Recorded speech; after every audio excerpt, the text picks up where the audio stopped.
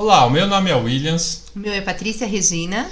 Estamos aqui para falar sobre um assunto que é o discipulado saudável. O que a gente precisa fazer para que a gente tenha um discipulado saudável? Primeiro ponto: discipulado nem sempre é imitação. Há um tempo atrás, a gente usava como o padrão de discipulado excelente era o relacionamento de Elias com Eliseu. Ou, se não, o relacionamento de Paulo e Timóteo, onde um imitava o temperamento do outro. A gente vê também que Paulo fala aos Coríntios, em 1 Coríntios 11, versículo 1, ele fala: tornem-se meus imitadores, como eu sou de Cristo. Eu acho que é um desafio muito grande e muito maior para Paulo do que para os cristãos que ele estava falando essas palavras. Porque você imitar Cristo e falar para a pessoa, você tem que me imitar a mim, assim como eu imito a Cristo, é um desafio muito grande. Eu mesmo diria o seguinte: seja imitador de Cristo, assim como eu estou tentando ser também. Há um tempo atrás eu descobri um livro chamado Temperamentos Transformados, onde nesse livro ele fala sobre diferentes temperamentos e ele cita 4 personagens bíblicos: Pedro, Paulo, Moisés e Abraão. 4 personagens totalmente diferentes, de temperamentos diferentes, que Deus usou para missões diferentes, mas todos eles serviram a Deus com as suas características, com o seu tipo de temperamento. Assim é conosco também. Nós somos diferentes um do outro. Nem sempre você vai ter o mesmo tipo de temperamento da pessoa que está te passando o discipulado, ou ela do seu. Algumas coisas a gente pode imitar, e é saudável a gente imitar características boas, mas nós não vamos ser iguais. Nós somos diferentes e a gente precisa entender e aprender a respeitar essas diferenças que nós temos. A partir do momento que a gente entende que somos diferentes e que jamais seremos iguais, e que não temos necessariamente imitar a pessoa a quem está nos discipulando, começamos a ter um discipulado muito mais saudável. Porque o nosso padrão de imitação é Cristo. E quem nós devemos imitar é a Cristo. Outro ponto é: a palavra discipulador nem existe na Bíblia. A Bíblia ela fala de mestre e discípulo. Nós não vivemos um sistema de pirâmide. Então nós vamos ler agora a escritura de Mateus 23:8, que fala assim: mas vocês não devem ser chamados mestres. Um só é o mestre de vocês, e todos vocês são irmãos. Então Cristo é o nosso mestre, e nós somos irmãos. Assim como numa família, nós aprendemos com os nossos irmãos mais velhos, quem tem irmão mais velho, né? Mas também nós aprendemos com os irmãos mais novos. Então nós vivemos numa família. No reino de Deus nós somos uma família. Um aprende com o outro. É uma relação horizontal, né? E nosso mestre é Jesus Cristo. Então nós queremos destacar isso, que nós aprendemos uns com os outros. Sim. E também outra coisa que a gente precisa para que tenhamos um discipulado saudável é um respeito mútuo um ao outro. Eu lembro quando antes de discipular qualquer pessoa, eu ficava imaginando como seria quando eu estivesse discipulando alguém. E eu imaginava uma pessoa mais nova que eu, uma pessoa com menos experiência, e provavelmente alguém que eu teria batizado, que eu ensinaria para ela passo a passo sobre a vida de Cristo, sobre a Bíblia. Mas, na verdade, assim, a primeira pessoa que foi designada para me discipular foi o senhor Antônio. O senhor Antônio, com 55 anos, casado, com 2 filhos mais velhos do que eu. Ele já tinha sua casa própria, sua vida feita, sua empresa. O que um jovem com 20 anos, solteiro, office boy, começando carreira, poderia ensinar a alguém tão experiente? Bom, na verdade, a referência é a Bíblia. A gente está ali para ensinar um ao outro a Bíblia, não a sua experiência. E, na verdade, assim, com o seu Antônio, sempre houve muito respeito de ambas as partes. Com o seu Antônio, eu sempre lembrava, no discipulado dele, de uma escritura que fala, lá em 1 Timóteo 5, versículo 1, ele fala: não repreenda um homem mais velho, mas o aconselhe como se ele fosse o seu pai. Então eu sempre lembrava dessa escritura quando ia ter o tempo de discipulado com o seu Antônio. Ele, por ser um homem mais velho, o respeito que eu tinha que ter com ele é como aconselhá-lo como um pai, meu pai. E da mesma forma também o seu Antônio sempre me respeitou muito, porque nós tínhamos um grupo de bate-papo onde eu era o líder. E ele sempre me respeitou pela posição que eu tinha. Como fala lá em Hebreus 13, versículo 17, ele fala: obedeçam aos seus líderes e sigam as suas ordens, pois eles cuidam sempre das necessidades espirituais de vocês, porque sabem que vão prestar contas disso a Deus. Então eu sempre vi esse respeito da parte do seu Antônio. Então houve muito respeito de ambas as partes e a gente criou uma amizade muito, muito boa entre eu e ele. Mesmo com todas as diferenças, a gente se tornou muito amigo do discipulado. E foi um discipulado saudável. Diante disso que Williams acabou de compartilhar, nós vamos também destacar algo que é muito importante. No discipulado saudável, não é eu mando e você obedece. Isso, né, não existe no discipulado saudável. Nós vamos ler agora Marcos 1,17, que fala assim: venham comigo, que eu ensinarei vocês a pescar gente. E em Mateus 28,19 fala assim: portanto, vão a todos os povos do mundo e façam com que sejam meus seguidores.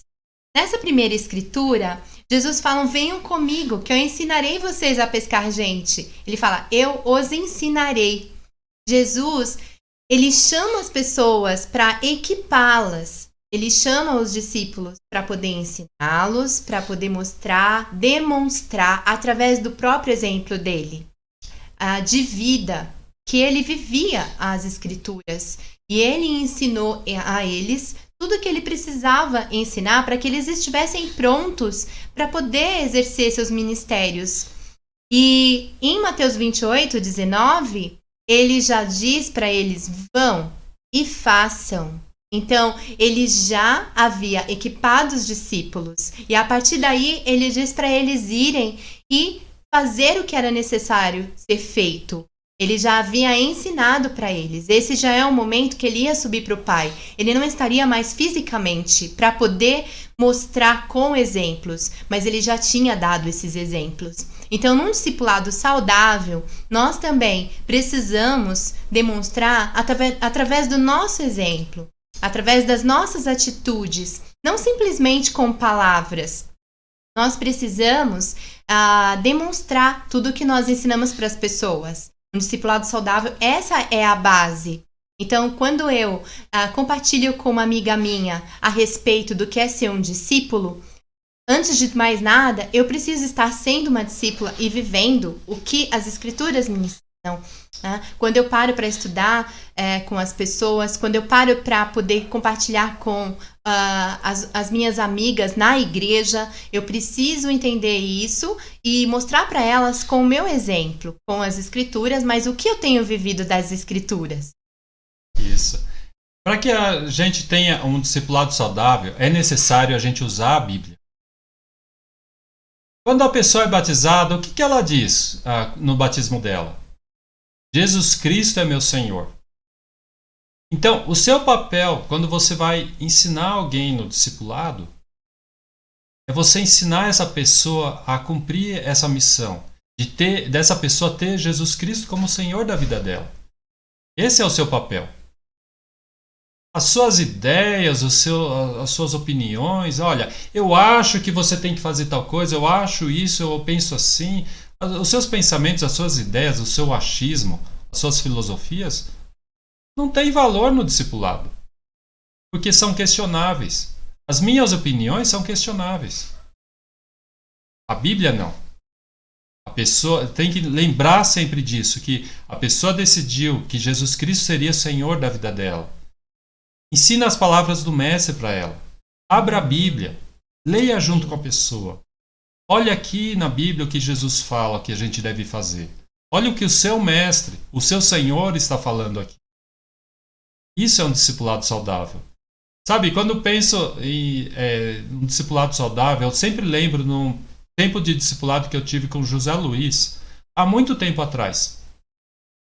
Ele ainda morava lá no Carrão, tinha casado há pouco tempo. Eu lembro que o José Luiz, nesse tempo de discipulado, ele abriu a Bíblia, ele leu um trecho da Bíblia comigo, ele me explicou essa passagem da Bíblia e me falou como eu poderia usar essa escritura de uma maneira prática na minha vida. Eu nunca mais esqueci. Toda vez que eu leio essa escritura, ou eu ouço uma referência dela numa pregação, eu lembro desse tempo de discipulado com José Luiz. Isso é um tempo de qualidade. Quando o seu discípulo, pessoa com quem você tem o discipulado, lembra de uma escritura que você leu junto com ela. Isso vai ajudá-la a ter Jesus Cristo como Senhor da vida. Amém. E diante de tudo isso que nós falamos, nós precisamos pensar em outro ponto que é muito importante, vínculo espiritual de amizade. Tudo isso que nós falamos, o que promove? Esse vínculo. Um vínculo de amizade, de abertura um com o outro, para resolver as questões do coração. Vamos ler agora Tiago 5,16, que diz assim: portanto, confessem os seus pecados uns aos outros e façam oração uns pelos outros, para que vocês sejam curados. A oração de uma pessoa obediente a Deus tem muito poder. Como isso faz diferença na minha vida? Eu falar da minha vida para as pessoas, para amigas que eu confio, pedir para orarem por mim, e também outras pessoas virem abrir suas vidas e eu orar por elas. Isso promove esse vínculo de amizade e é plano de Deus, como nós vemos nessa escritura. E quando alguém vem abrir a sua vida para mim, o meu papel não é de julgamento, mas é de acolher essa pessoa, orar por ela, mostrar a graça de Deus através de Cristo e a cura que isso promove. Isso nos edifica, isso cura nosso coração. Quantas vezes eu já pedi para as pessoas orarem por mim? Quantas vezes já orando por telefone? Eu me lembrei agora de um momento que eu não estava bem e eu marcava cada dia da semana com uma amiga para orarmos juntas por telefone. Eu lembro uma vez que eu estava assim num momento difícil da minha vida e eu lembro da irmã me falando: vamos orar agora nesse momento? E eu falei: mas eu nem estou com vontade de orar nesse momento. Pelo que eu estava passando, meu coração estava ficando endurecido. E nós oramos. E como que a oração muda? Como a oração cura a nossa vida. Então, quero muito animá-los a praticar isso. E quando alguém abre a sua vida, quando alguém confessa um pecado, esse momento é um momento de cura.